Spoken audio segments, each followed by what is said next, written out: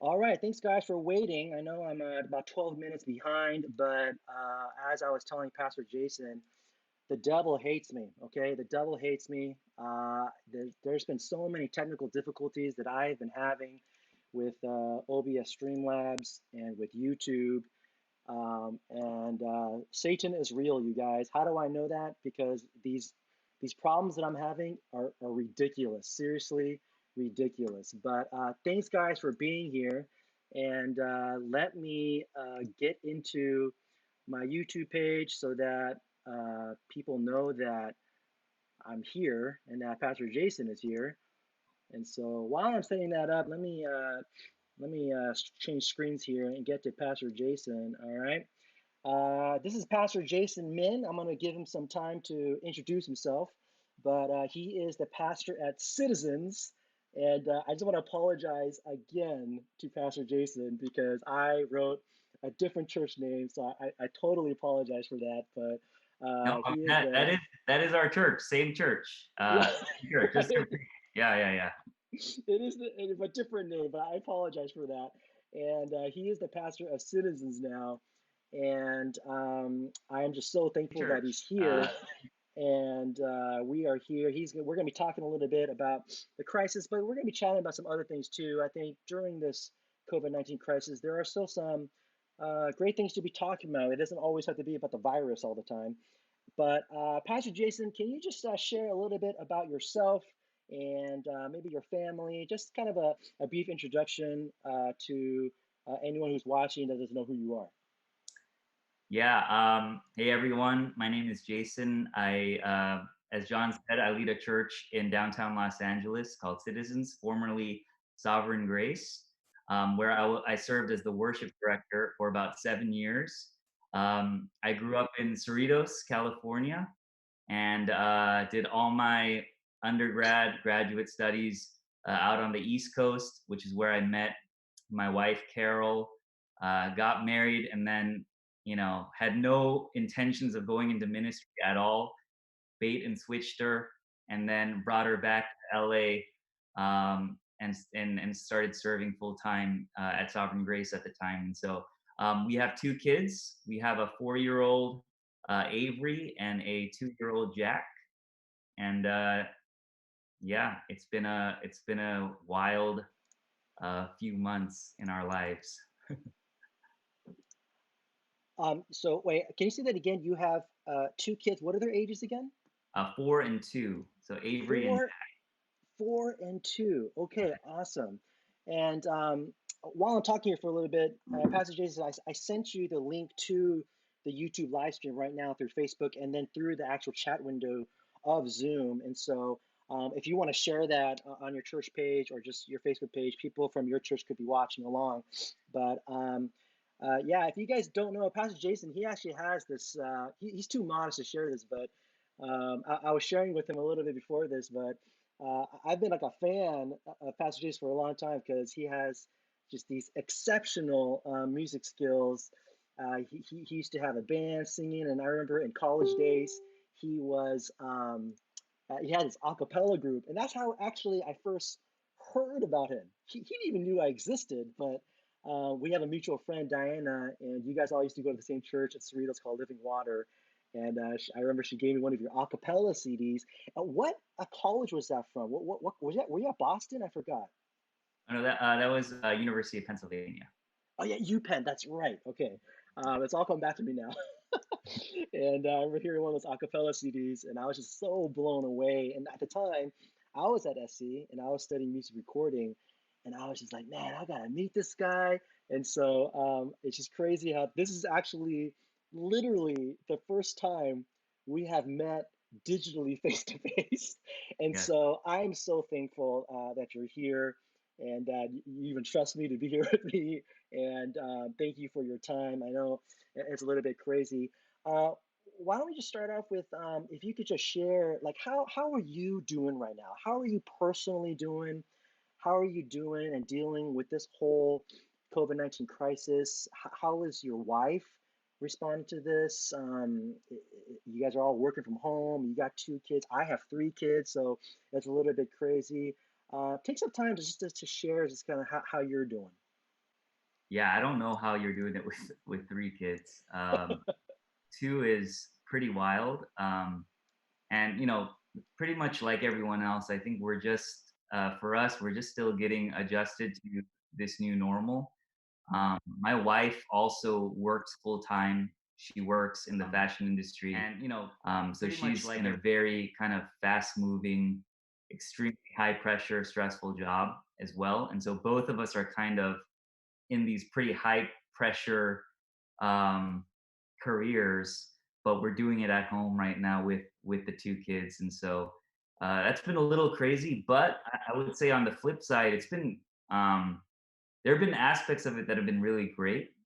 I think it's, I'm sure that uh, I know that on one hand, a lot of pastors are feel like they're running even faster in this season, but in other ways, I think it also is kind of like a forced sabbatical with your family, where there are things that you know in ministry, especially year one in ministry, a lot of nights during the week I was out for meetings or meeting up with people, and even things like that. To just have to be at home with your family, it's been kind of a blessing in disguise. So it's been great in that sense.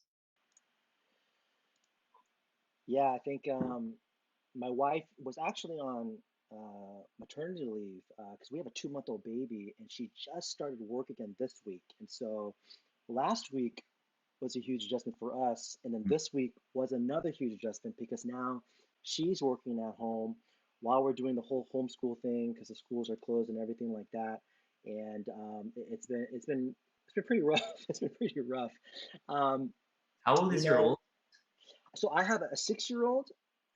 His name is Matthew, and then I Mm. have a 3-year-old. Her name is Haven. So I have my second's a girl, and our third is another girl, and she's 2 months old, and her name is Holly Anna. And Pollyanna. so she was born Christmas Day, dude, Christmas Wow. Day. And actually, it's funny. I didn't want her to be born on Christmas Day. She was supposed to be due on December 29th, and I was like, please let her not be born on Christmas Day or Christmas Eve because, like, for the rest of her life, now she has to like compete against Jesus for her birthday. But it happened, and I guess there's no one better to share a birthday with than with Jesus. Dude, So we're in the same boat. My son was born on Christmas Eve. no way, dude. Oh Yeah. my gosh. So hey, you and I, we need to be best friends, man. Okay, Yep. we need to be best friends. And we said that we would not shaft him on his birthday.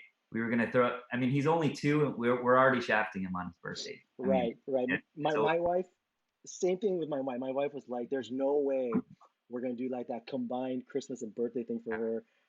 My wife is a graphic designer. She does a lot of stuff for weddings and stuff. So she's like, "There's no way I'm gonna do that to my kid."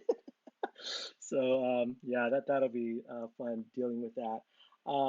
Again, there's a lot of stuff going on right now, but I wanted to use this interview kind of just to not just to talk about what's going on, but just to get to know you a little bit better, and again, let others who are watching get to know you a little bit better. You actually just recently became the head pastor of Citizens. It used to be called Sovereign Grace. You guys changed it to Citizens, and so that was actually quite a recent transition for you.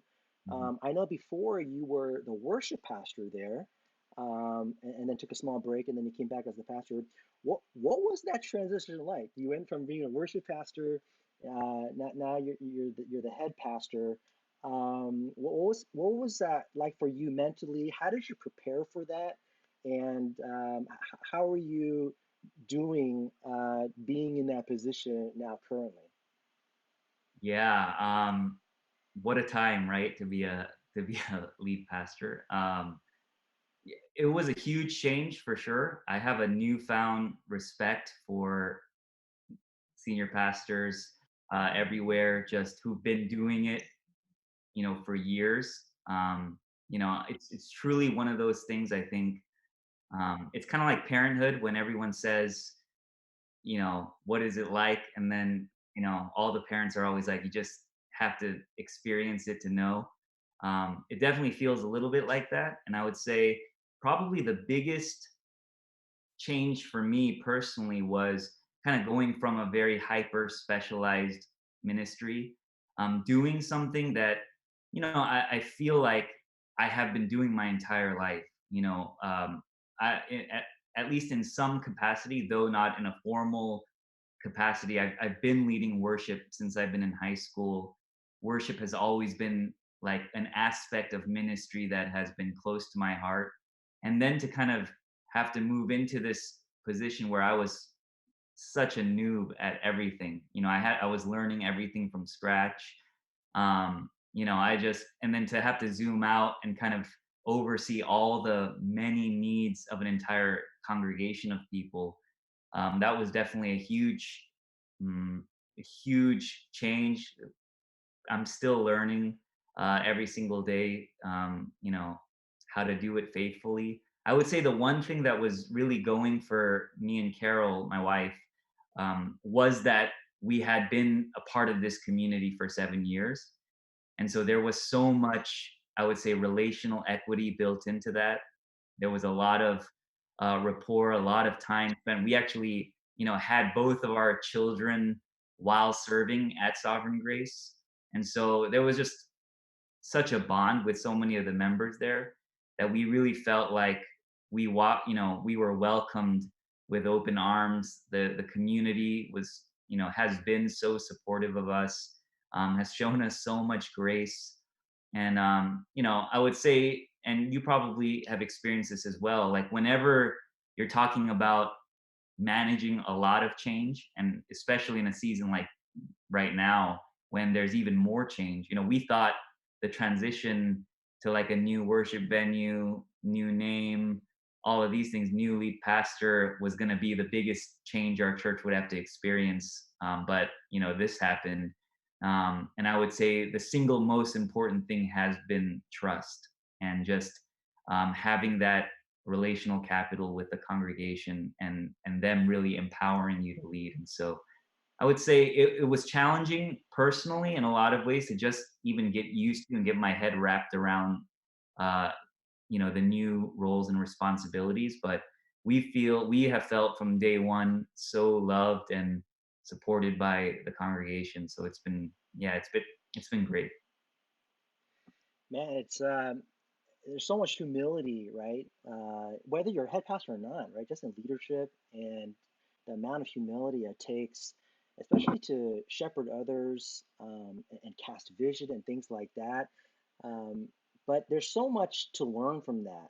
Mm, I was a church planner for 2 years before I came to Saddleback, and such a massive amount of humility just through a lot of my failures. mm, And it's it was the hardest thing I ever did in my life, but I wouldn't have changed that for the world, because everything that I learned from that has made me just more resilient. And like I always tell people, that church plant was like such a hard thing for me. Like I can't get phased by anything anymore. mhm, mhm. It was like one of the hardest things. And so I'm sure there's so much that you're learning, not just about ministry, but like about yourself personally. Yeah. And I just love seeing more people, our age, getting into these roles, and it's just fun seeing everyone grow and get stronger. And it's really a joy to see that. Um, you know, right now, unfortunately, with everything that's going on with COVID-19, there's this just total, just insensitive amount of racism and hatred going around Mm, against Asians. mm, I don't know if you've read articles or seen what's going on around the country. Just terrible, terrible, violent acts against Asians, thinking that they're Chinese and just doing horrible things. People blaming Asians for the virus. Um, Share some thoughts, just your personal thoughts about just the rise of racism against Asians right now. You being in LA, maybe you're actually hearing about it a lot more. I'm in the suburbs, and so I'm just reading about it. But maybe in LA, maybe some of even your church members have experienced it. I don't know. I hope not. One of my friends actually in NorCal posted on Facebook, and she said that they were going grocery shopping, and someone called her daughters, who are like in elementary, called her daughters a virus. And so it's just crazy. Like, I wouldn't even know how would I explain that to my kid. Like, why did she call me a virus?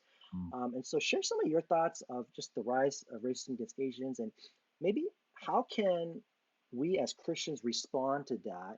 Because I think clearly many people are angry, and we're reading about these angry posts and thoughts.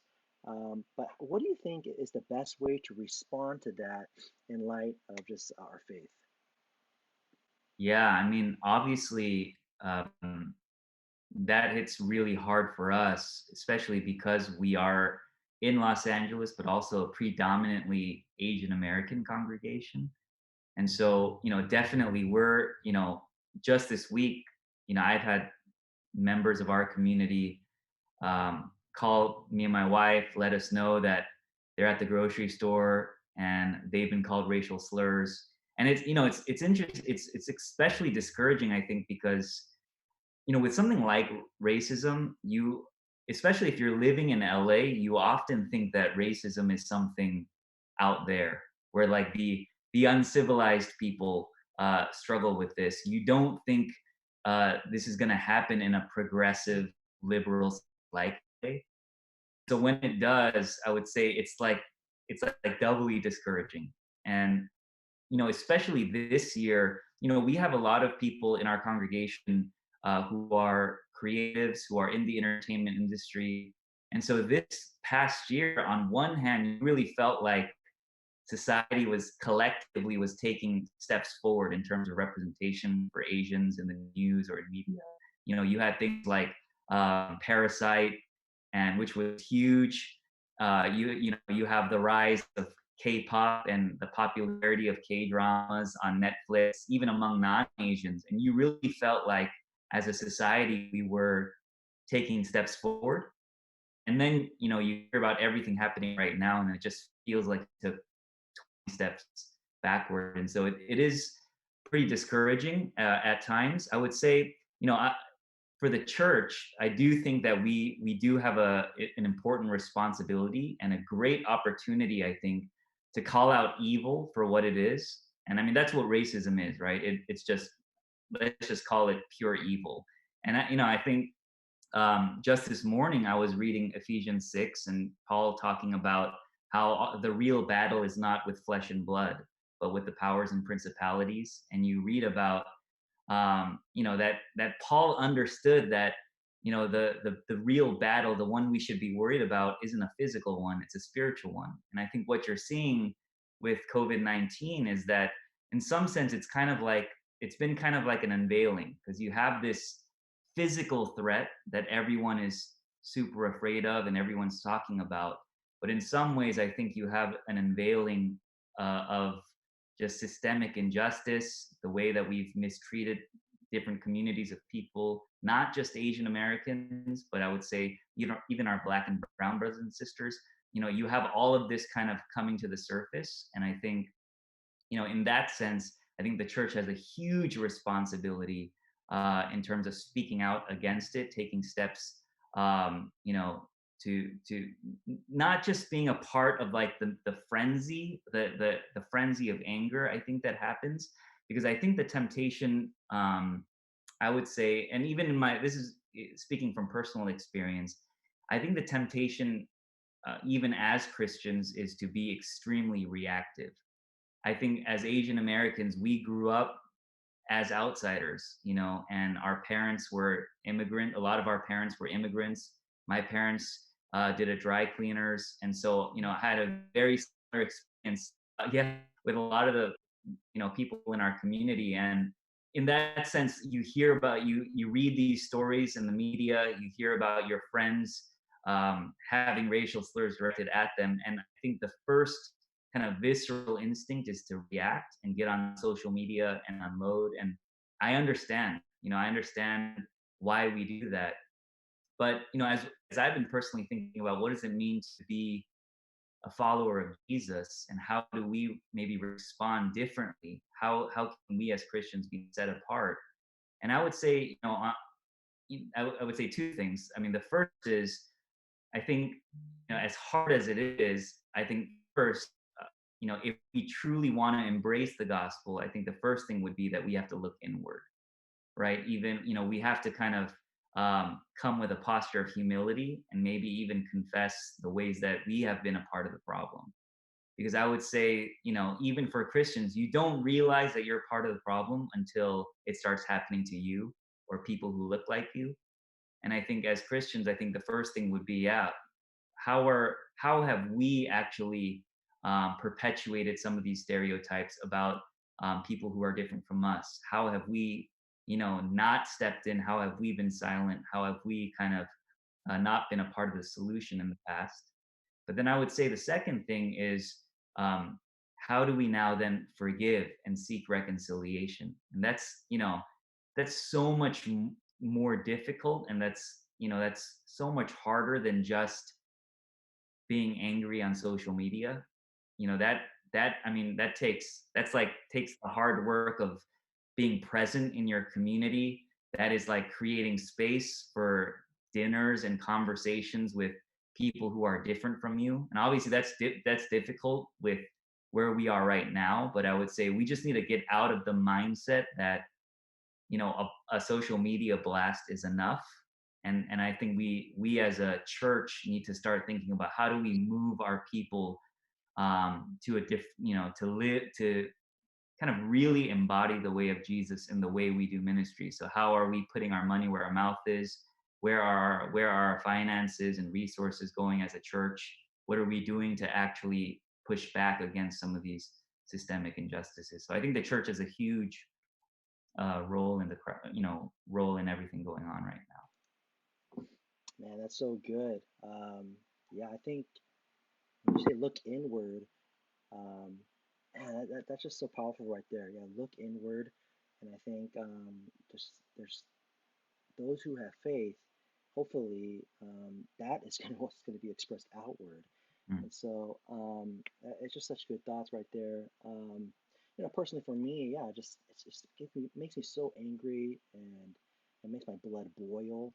But I've been sharing like every day on my social media that if anyone is going to respond positively to this, uh, it should be us. It should be us. And negativity right now is very easy to find. Yeah. Everyone is mad at the president or at the government or obviously the healthcare system, all this bad stuff right now. And so hopefully we are the ones shining light and positivity even in these very, very unfortunate situations. I don't know if you know, but something got started from some mutual friends of ours, Mhm. the Asian American Christian Collaborative. Did you read the statement of faith and everything? What are your thoughts on that? Yeah, I think that's great. I signed it. I sent it out to our church um, via a mass email today and asked our congregation to read it and sign it. And I mean, I love it. And I think, you know, one of the things as Christians, I think the kind of the first step would be to name it. We do, I think we don't do enough of just calling stuff out. And I would say, especially in the Asian American world, we're generally, we're trained from a young age to be kind of to deferential to the man, Yeah, stay to, silent, don't cause trouble. Right. yeah, don't cause trouble, stay out of things. But I loved it because it called it out, called racism out for what it was. And I love that. And I love that it wasn't just an Asian thing, but that it kind of was signed by, you know, people of all different colors and races and ethnicities. I thought that was great because I do think like the irony, right, is that we become angry over something that's a bit, that is probably a right cause, but then I think oftentimes it causes us to be more tribal, when in fact I would say the gospel is constantly pushing against tribalism. It's constantly pushing us toward greater hospitality. And so I love that because because it kind of got everyone involved in that. I do think um, statements, coalitions, I'm all for that. I think they're great kind of initial launch pads for it. But I do think, um, we have, it can't end there. I do think now churches and communities have to do the hard work of really kind of pushing their congregation again, as I said, to a different way of life, to a different way of being, a different way of doing things. But I do think things like what the AACC just put out is great for just putting an issue kind of at the forefront, of our minds, and bringing awareness to things that are going on. Yeah. For those of you who don't know what we're talking about, after I link this, I'll put a link down below in the YouTube description. Check out the link, read the statement of faith. Please sign it, you guys. It's just supporting against or supporting being against racism against Asians right now, especially. And so you don't have to be Asian to sign that. If you agree with that, please sign that. Again, you guys, I apologize. I know I'm sniffling a lot for those of you who have noticed, but I have this terrible postnasal drip right now, and so I apologize. I'm trying to mute my mic as much as I can, but I just want to let you guys know. Yes, I know I'm kind of ruining this whole interview right now, but Pastor Jason, right now, Citizens, you guys are in LA. It's kind of getting hit very hard right now with the virus. My church campus is in Irvine, so we're also hit hard with a lot of Asians living there, and I mean, but not as hard as in LA. What are some key things your church is doing? What are some key things that Citizens, the church, is focusing on right now during this lockdown, during this crisis? What are you kind of trying to kind of tell your leaders and your staff, hey, you guys, this is the situation. This is kind of the new norm. It's probably going to be like this for at least, I think, another 2 months. Mhm. So what are some things that you guys are like, okay, this is what we're going to focus on right now? Yeah, I think obviously priority number one is, shepherding our people through everything that's going on. You're right. We've been hit really hard. Our community, um, you know, we have a lot of gig economy folk, a lot of creatives, event planners, people in entertainment, small business owners, healthcare workers. So everyone kind of has been affected in some way, shape, or form, and just trying to figure out, how do we care for these people well? How do we be present for our congregation in a time when we're not allowed to be physically present? That's probably been the most challenging part of this. That you want to be so present for your people who are kind of universally affected by this, and yet basically this is the in some sense this is the closest we can get to each other. And so we've been thinking through that, and so in that sense, though, I think we've been really relying a lot on our community group leaders, our lay people, because in some ways this everything that's happened with COVID-19, it's kind of like obliterated the divide between the platform and the pew, where we're all sitting here at home behind a computer screen. There is no pulpit, and pew. And so in that sense, it's been a great opportunity to kind of empower our staff, our ministry leaders, our community group leaders to do a lot of the work of, one-on-one Zoom calls with their members,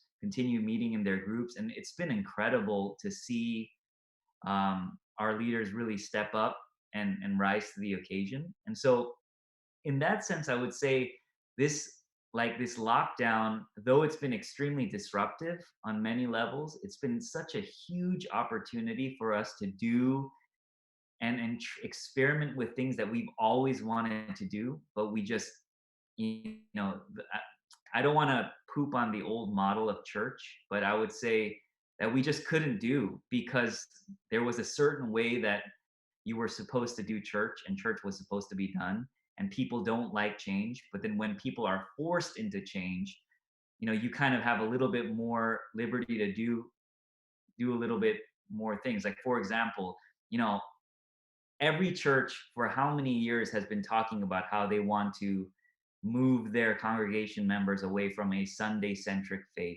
to a Monday through Sunday faith.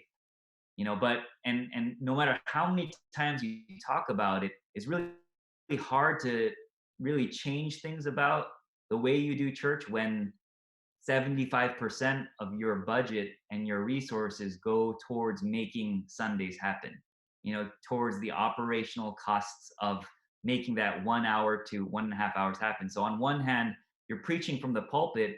We want to raise up Monday through Sunday worshipers. We want to connect faith and work, and you talk about all this stuff. But I mean, you look at the numbers and you look at what the churches are actually doing, and it's still what we're saying implicitly is that that hour on Sunday is still the most important hour of the week. Well, now Monday looks exactly like Sunday, and Tuesday looks exactly like Monday.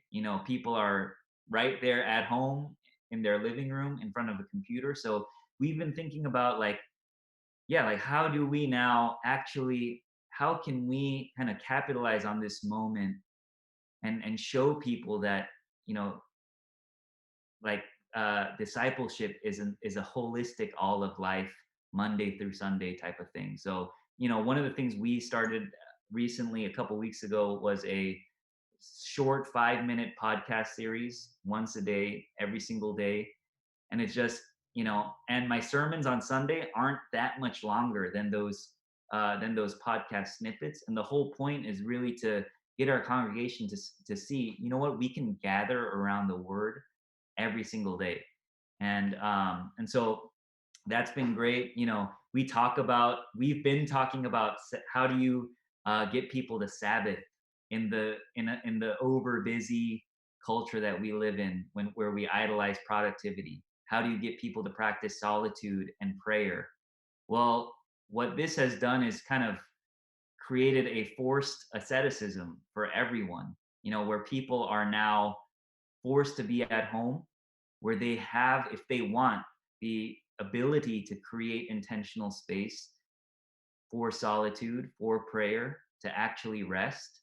And so, in some sense, we're trying to think, okay, how do we kind of leverage this disruption to become the kind of church we believe God has called us to be? And so, I think at the beginning, week one, you probably know this too. First week one was, oh my goodness, how do we move this big Sunday operation online? That was all we were talking about, and that was all we cared about.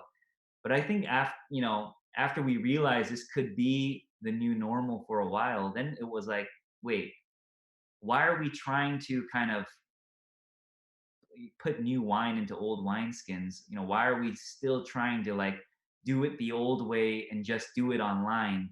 Why not reimagine the whole thing and maybe get people to start thinking differently about church altogether? So how do we, in this season, disciple people in such a way that they start to really see following Jesus as a way of life? So those are some of the things we're currently thinking about at our church. Yeah. Man, I love what you said. Like, seriously, there's no physical gathering, there's no church building anymore. So it's kind of like the tabernacle.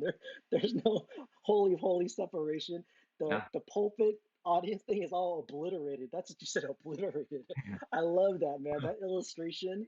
And again, that's really humbling for us because sometimes it is a little bit like I'm at the pulpit, I'm preaching to them, but we should always be thinking we've always been equal with everyone. Roles are different, yes, but Mhm. yeah, there's no pulpit anymore. So how do we holistically continue to do what we've always believed in, what we always preached about, and now like we've been forced to do it? Mhm. Something that you said of like some things that we always wanted to do, but now we're like forced to do it. Is like even this, like social media is something that a lot of the old folks hated. They didn't like it. I've become like a huge believer in it in these past like year and a half, studying up on it and things like that. And I've always told church like you guys gotta get your social media game up. And now it's like everyone is on social media because if you're not on social media, you don't exist. Facebook Live worship, everyone's everyone. I think every church is doing Facebook Live worship unless they have the production quality to stream it live on their own website. But all my friends' churches are doing Facebook Live worship, and so I hope a lot of churches start using this as a time to really beef up that social media game.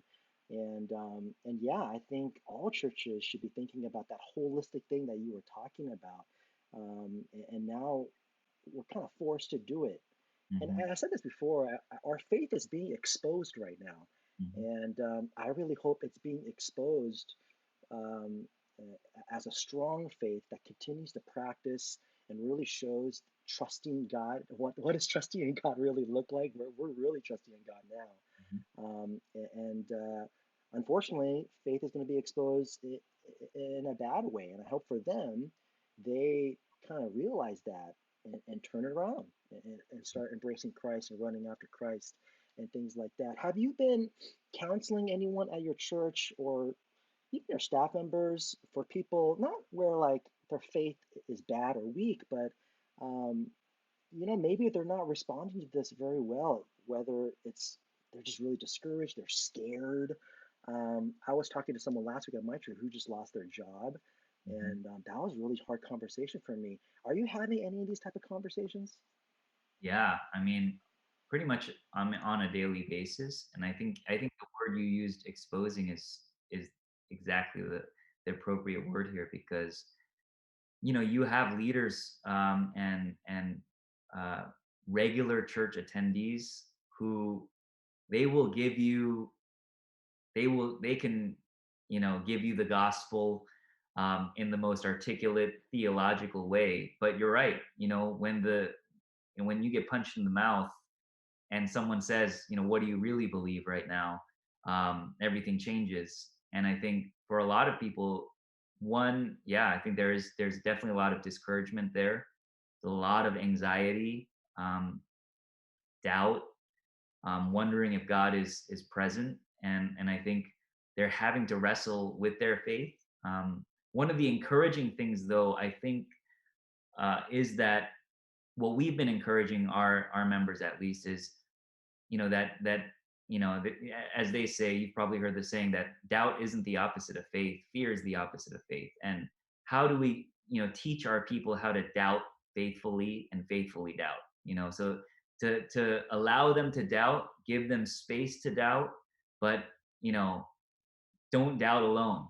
Doubt in community, doubt with God, express your frustrations directly with God, and how do we teach our people in a season when it's very easy to doubt faithfully? And so that's been a huge topic of conversation with a lot of our members recently. Can you say that again? How to what was the order? How to doubt faithfully and faithfully doubt? Is that what you said? Yeah, how to doubt Dude, faithfully, faithfully doubt. Yeah, dude, I'm stealing that from you, man. Okay, I'm stealing that from you. feel it. That Yeah. that is awesome. I love that. How to doubt faithfully and faithfully doubt. That's golden right there. I love that. See, that's why I love doing this. I get to learn from you guys. This is great. That's powerful right there. Jeez, just that phrase alone is so powerful. And I think a lot of people are doing that. But yeah, how do we counsel them through that process, through that time? Mhm. Um, you know, Whoever's watching right now, maybe they're watching later. Maybe some of your church members will watch this later. But there's a lot of people who are watching this that are not from our churches. Um, let's pretend that you had the just the pulpit of preaching to all of America right now. Okay, you get to preach one message of hope and encouragement Mhm. for everyone who's watching. Okay, um, what would you say? What is one message of hope and encouragement that you could offer right now to to just millions and millions of people? What would you say if you had that opportunity? Great question. I would say maybe the one message, especially for those who are feeling particularly vulnerable or afraid, would be um, that our faith rests in a God who doesn't just tolerate vulnerability, but cherishes it, who welcomes it. When you look at the Gospels, Jesus was always moving towards the vulnerable and the helpless. Jesus was always talking about children and the widows and people who were discarded and marginalized in society. And in that sense, I would say if you feel particularly vulnerable, which I would say the majority of our nation right now does, we don't have to see that as a negative, but I think we can see that as being right where we need to be. And we've all heard that saying that blood always rushes to the part that hurts the most, right? And in that sense, I would say it's in those moments of greatest need, in those moments of greatest pain and uncertainty, that we experience God's grace in the sweetest, most palpable way. And so, I would kind of encourage anyone watching to lean into that vulnerability and ask God for strength, because the Bible tells us God's strength is made perfect in our weakness. And so um, that's the hope of the gospel. And it's okay to be weak, and it's okay to not know, but we have a God who does. And so yeah. All right. Oh shoot.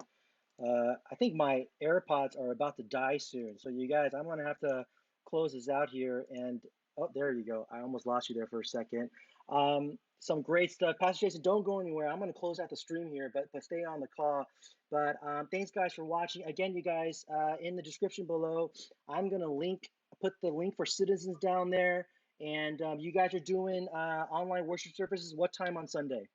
10:30 on our Facebook page. 10:30 on their Facebook page. I'll put that link there too. You guys check out their church, especially if you live in the LA area after this whole thing dies down. Check out their church, Citizens, an awesome church. All right. This guy is a great guy. I trust him. And you guys need to check out their church. Thanks for tuning in, guys. And again, this is just a way of us connecting together. We got to be working together. We're better together. We're going to defeat this together. And I'll be doing this hopefully on a weekly basis, just interviewing other pastors. So thanks for watching, guys. Thank you, Pastor Jason Min. Thank you so much. Thanks And for having me. I hope to see you guys next time.